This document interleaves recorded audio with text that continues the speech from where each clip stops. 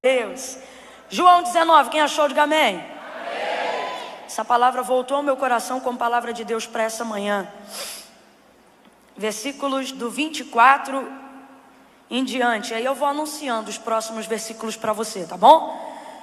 João 19, versículo 23, 24. E aí eu vou anunciando. Todos acharam? Verso 23. Tendo os soldados crucificado a Jesus, tomaram as suas vestes e dividiram-na em 4 partes, uma para cada soldado.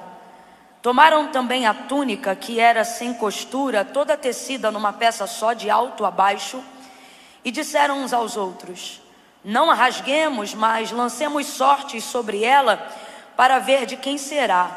E isto aconteceu para que se cumprisse a escritura, que dizia: dividiram entre si as minhas vestes, e sobre a minha túnica lançaram sortes. E foi isso que fizeram os soldados. Verso 28. Mais tarde, sabendo Jesus que tudo já estava consumado, para que a escritura se cumprisse, ele disse: tenho sede. E estava ali um vaso cheio de vinagre, e embeberam de vinagre uma esponja e colocaram-na numa vara de ísopo e chegaram na sua boca. Quando Jesus recebeu o vinagre, ele disse: está consumado. E inclinando a cabeça, entregou o Espírito. Como era o dia da preparação, os judeus, para que os corpos não ficassem expostos na cruz durante o sábado, porque este sábado é um grande dia, rogaram-lhe a Pilatos que fossem quebradas as pernas dos crucificados e que fossem tirados de lá. Foram os soldados e quebraram as pernas do primeiro e do outro que com ele havia sido crucificado. Mas chegando-se, porém, a Jesus, vendo-o já morto, não lhe quebraram as pernas. Contudo, um dos soldados transpassou-lhe o lado com uma lança, e imediatamente saiu sangue e água. Aquele que o viu testificou, dizendo que seu testemunho é verdadeiro, e que ele sabe que é verdade o que diz, para que também vós o creiais. Verso 36. E estas coisas aconteceram para que se cumprisse a escritura que dizia: nenhum dos seus ossos será quebrado. Diga amém por essa palavra. Amém. Em 3 momentos nessa leitura, você leu comigo que os fatos da narrativa que a gente acabou de fazer leitura aqui, eles são logo depois que cada coisa acontece, nesse momento da crucificação. A palavra meio que respalda, meio que não, totalmente. Ela respalda totalmente cada momento da crucificação de Jesus Cristo. A primeira parte que a gente leu: os soldados pegaram as suas vestes, não a rasgaram, a que era uma túnica numa peça só, mas dividiram-na em 4 partes e queriam lançar sortes sobre ela. Os soldados fizeram isso. O texto diz que os soldados fizeram isso. Aí logo em seguida, João, que é a testemunha ocular de tudo aquilo que a gente leu aqui sobre o momento da crucificação, ele vai dizer: mas isto aconteceu, isso que os soldados acabaram de fazer, para que se cumprisse a escritura. A escritura aqui, só para parafrasear de maneira mais inteligível para a gente, é a palavra de Deus. Então vamos trocar aqui escritura por palavra, só para a gente entender que a gente está falando da palavra de Deus. E aí ele vai respaldar cada momento desse. E aí no primeiro momento, o momento dos soldados, quando pegam a túnica de Jesus, quando dividem ela em 4 partes e começam a lançar sortes, fazem isso obviamente em tom de zombaria, de afronta, para tentar diminuí-lo, envergonhá-lo. Em meio a tudo isso, há um alvoroço de alguns espectadores reunidos ali, que estão dizendo: se tu és o Cristo, desce, retira daí você mesmo, se você é o Filho de Deus, faça alguma coisa. Enfim, tudo isso envolto num pano de fundo de trevas e de muita pressão acontecendo ali. Ele vai dizer: olha, quem fez isso foram os soldados. E aí, então vem o respaldo, vem o tal respaldo. ele respalda imediatamente esse acontecimento com a palavra, dizendo: mas isto aí que eles acabaram de fazer, aconteceu para se cumprir a palavra. Então completa aí para mim, para eu saber que você está acompanhando comigo. Isso aí que eles fizeram, isso aí que os soldados acabaram de fazer, disse João, só aconteceu para cumprir que dizia. E ele vai fazer a citação do profeta Isaías, para deixar claro que é a palavra de Deus. Ele vai dizer, ó, isso aí só está acontecendo, ou só aconteceu para se cumprir a palavra. Que palavra? A palavra dita pela boca do profeta Isaías, que messianicamente profetizava. E ele disse, dividiram entre si as minhas vestes e sobre a minha túnica lançaram sortes. Aí João diz, foi isso que fizeram os soldados, mas só fizeram para se cumprir Aí vem o segundo ponto. No segundo ponto, é o próprio Jesus que começa a perceber que as coisas já estão praticamente consumadas. Por quê? Porque Jesus é o verbo vivo. Ora, não teria o verbo vivo consciência da palavra que é sobre sua própria vida, visto que ele é o verbo? Então Jesus tem consciência de tudo que ele veio para cumprir sobre a terra. Quem está entendendo, diga amém. Amém.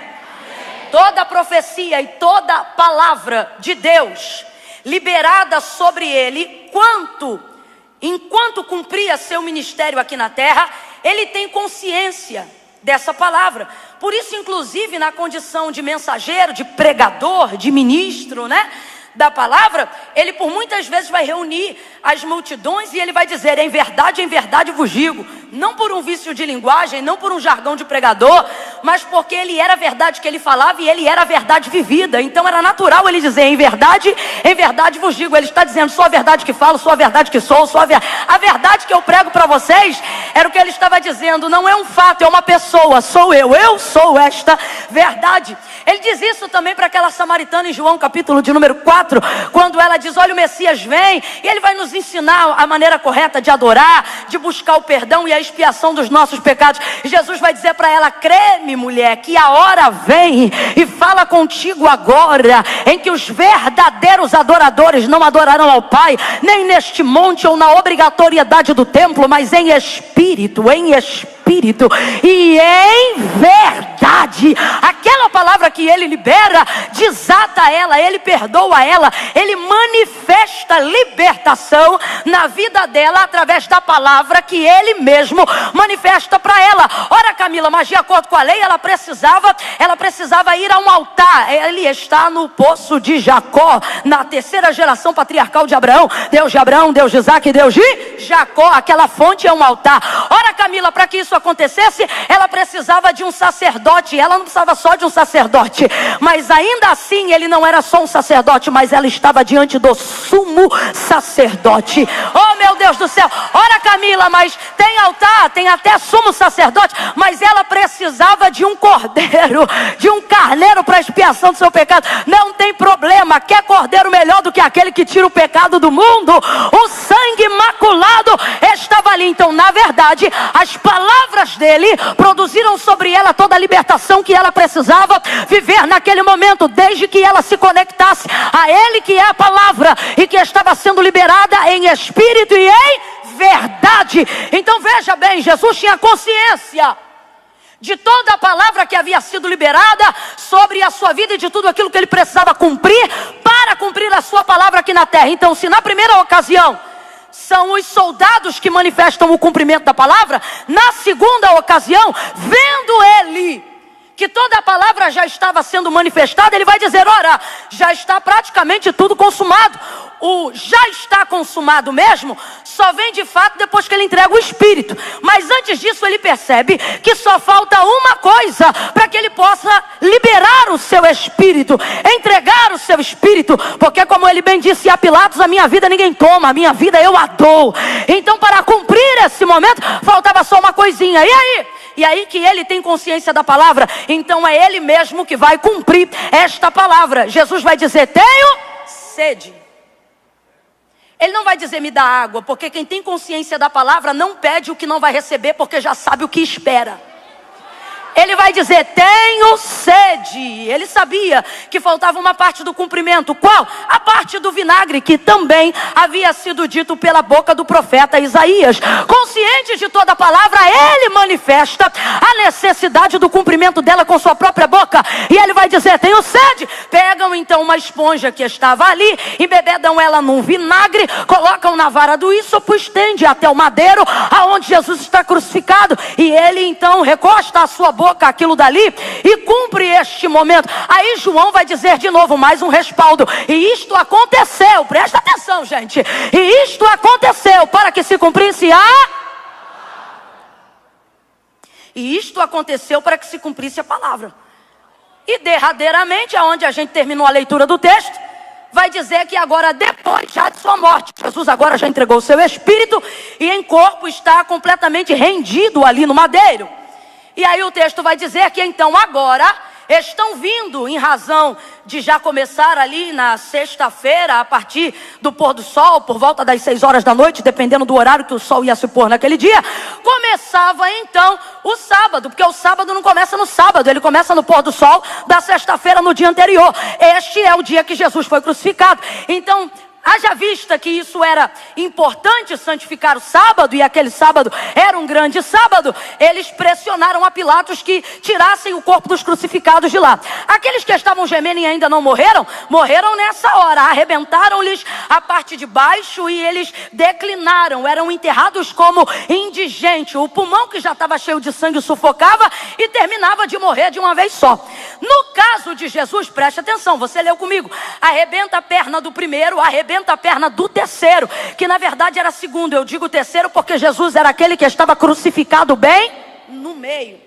Aí pegam o primeiro, depois o outro que estavam do lado dele, e João está ali de pé vendo. João está olhando tudo isso que a gente leu nessa manhã pessoalmente. E aí ele vai dizer assim: vieram então para arrebentar as pernas dele também, mas vendo que ele estava morto, colocaram uma lança para poder garantir, para poder ver. E ele vai dizer: eu vi que saiu água ao invés de sangue. João, e quebrar, e o pedaço de madeira que arrebentou a perna do que estava na direita e que arrebentou o que estava na esquerda. Aí João vai dizer: eu sou testemunha, eu vi que o seu testemunho é verdadeiro. Ele está dizendo: eu não estou contando para vocês só do que eu ouvi, não que não seja importante, mas ele vai além. Eu estou contando do que eu vi, e o que eu vi, e testifico a vocês que vão ler sobre o que eu vou contar, é que o testemunho dele é verdadeiro. Porque quando vieram para lhe arrebentar as pernas, o texto diz que não puderam. Aí depende de quem crê na palavra, porque João vai deixar claro que, visto que tudo que estava acontecendo ali nada mais era do que um movimento de cumprimento para a palavra de Deus, ele tem o mesmo discernimento, e pela terceira vez vai fazer mais uma vez a citação do texto do profeta Isaías. E aí ele vai dizer: vieram para quebrar-lhes as pernas, mas não puderam, porque sobre ele havia uma palavra que dizia: nenhum dos seus ossos poderá ser quebrado. Camila, eu ainda não entendi o que o Espírito quer dizer à sua igreja. O que ele está dizendo é: creia que sobre a tua vida há uma palavra, e tudo que você está vivendo, tudo que está acontecendo na sua vida, seja de bom ou seja de ruim, nada mais é do que o cumprimento de uma palavra que tem regido os seus dias, de uma palavra que tem regido os seus anos, de uma palavra que tem regido a sua família. Eu vou contar de 1 a 3, e quando eu disser 3, você vai dar uma sacudida em quem está ao seu lado e vai dizer assim para esta pessoa: você está debaixo de uma palavra. É 1, é 2, pega na mão dele. 2,5, dá um apertãozinho. Ai, Camila, mas eu não conheço, eu fico sem graça. Fica sem graça não, deixa essa pessoa perceber que ela se assentou ao lado de um profeta do eterno nessa manhã. Deixa essa pessoa entender que Deus colocou ao lado dela um pregador de boas novas. Quando eu disser 3, você vai sacudir ela e vai dizer: tua vida está debaixo de palavra. É 1, é 2, é 3, vai! Tua vida está debaixo de palavra. Tua vida está debaixo de palavra. E tudo que acontecer está acontecendo para obedecer um desígnio, um plano. Porque todas as coisas, pode crescer comigo, meu tecladista, que eu não tenho medo de som não, pode vir. vir. Todas as coisas. Abra a boca comigo e diga todas as coisas. Diga isso para a tua alma. Todas as coisas cooperam juntamente para o bem daqueles que amam ao Senhor. Tudo que tem te acontecido, de bom ou de ruim, se a tua vida é de Deus, é para cumprimento de uma palavra que Deus liberou sobre você e sobre a sua casa.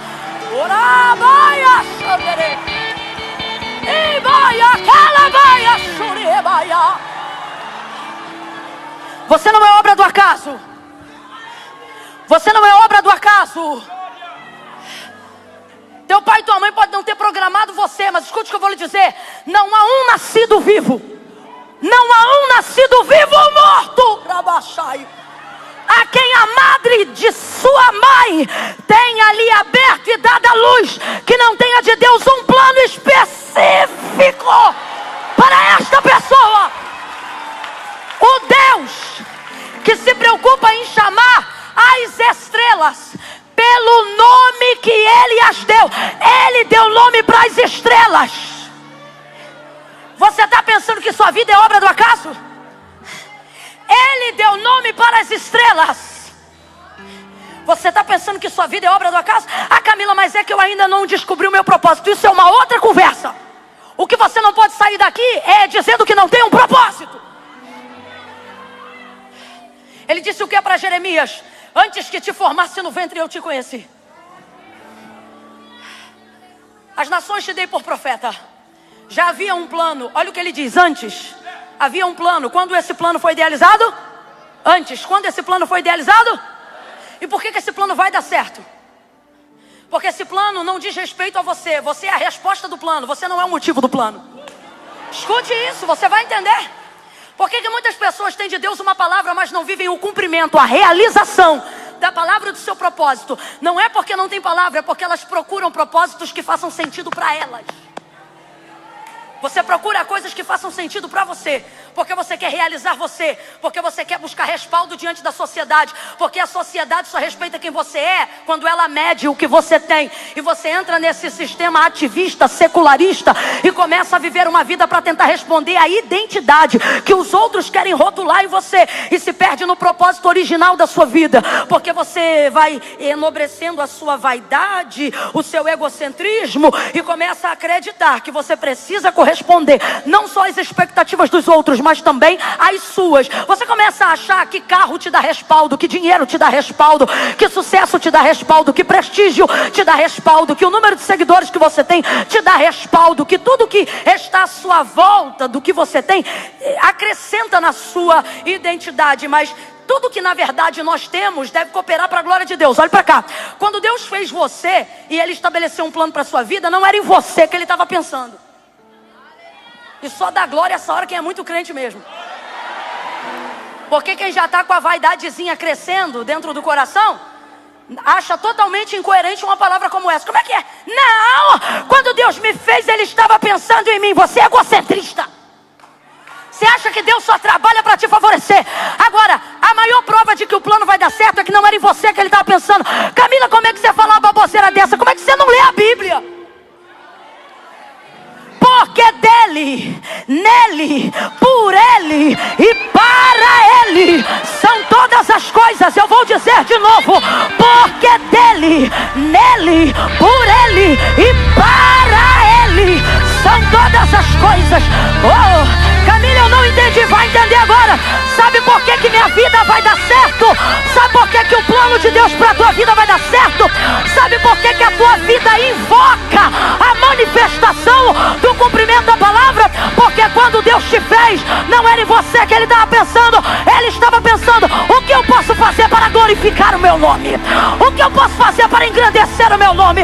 O que eu vou fazer que vai adorar o meu nome? Aí Ele te fez. Você é dele, se move por Ele, através dele e para a glória do nome dele. Camila, então como é que eu vou descobrir o meu propósito? Você vai descobrir ele agora. Ele já foi descoberto. Meu irmão, não tem propósito escondido. Deus não é Deus de dúvidas. Deus não é Deus de indagações contínuas. Deus não quer você perdido no teu chamado, gastando tempo tentando achar o que está diante de você o tempo todo.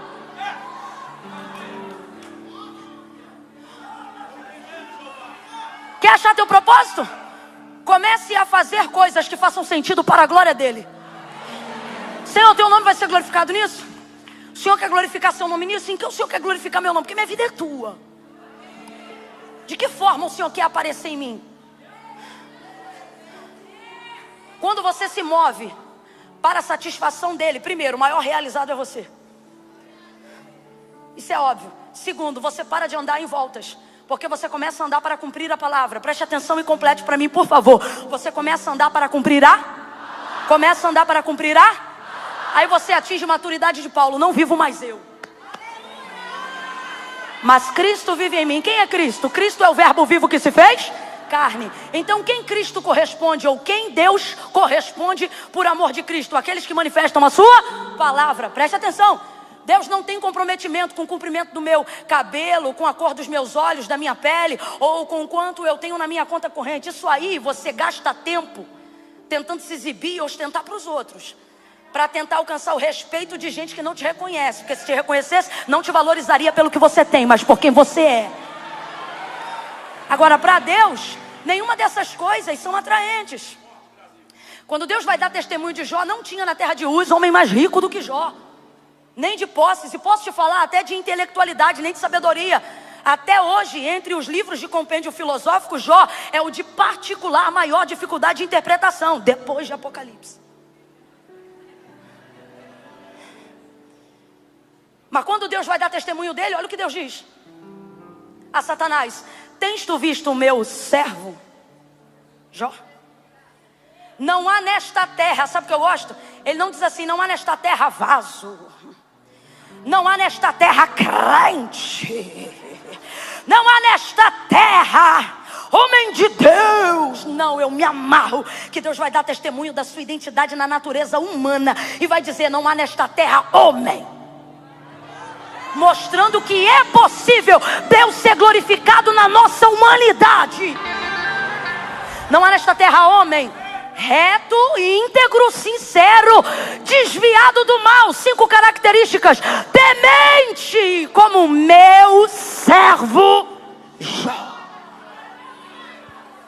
Cara mais rico, maior sabedoria. Jó era tão famoso, tão prestigiado, tão ovacionado, que quando ele chegava na região onde ele morava, o texto vai dizer, e ele confessa isso nos dias da sua calamidade, porque até o mais humilde dos homens se lembra dos dias de glória na sua calamidade. Por isso até o mais humilde dos homens será provado em calamidade, para que mantenha essa humildade.